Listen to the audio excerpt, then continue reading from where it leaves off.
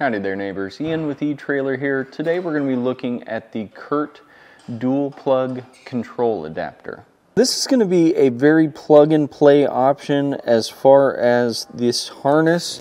It does just plug in directly up to the top and then directly to your controller, so you don't have to tie into any wires there. And this product is going to work with a majority of your newer Chrysler products, but of course you'll want to always use our fit guide to make sure that it's going to be the right type for your vehicle.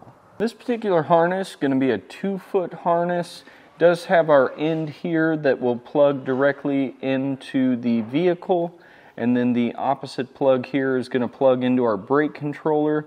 And hopping right into the install of our harness here, we're going to come underneath the dash. There are just 2 push pins, one left and one right, that are going to get popped out. You may need to pick up a push pin removal tool off the website as well, or sometimes you can get them off the flathead, just kind of slowly prying those out of there.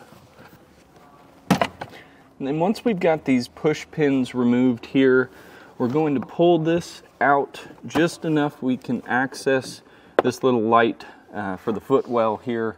It's just a squeeze type plug. You may have to push a little pressure in and then back out, and it should just come undone, and we'll set that off to the side for now.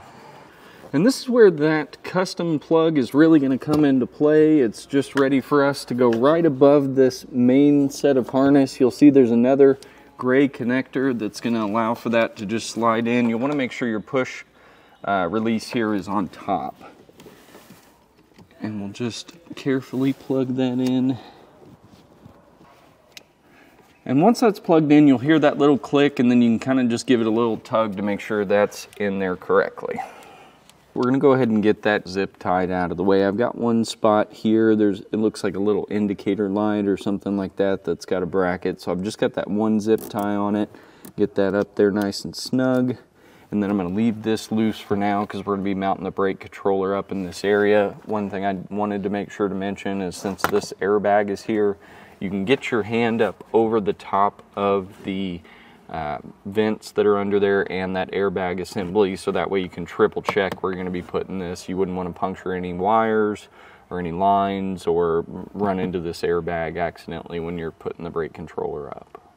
So our CURT Discovery here is going to come with some mounting screws. There's a plate on the back of this particular controller that just slides off these little pinch tabs and then you pull up. It does have a halfway point, so that way if you're kind of limited on space of putting that up there, that'll help with that issue. But you've got the option for the self-tappers. Of course, you could use a double-sided tape if you didn't really feel like tearing into that too much up in your dash.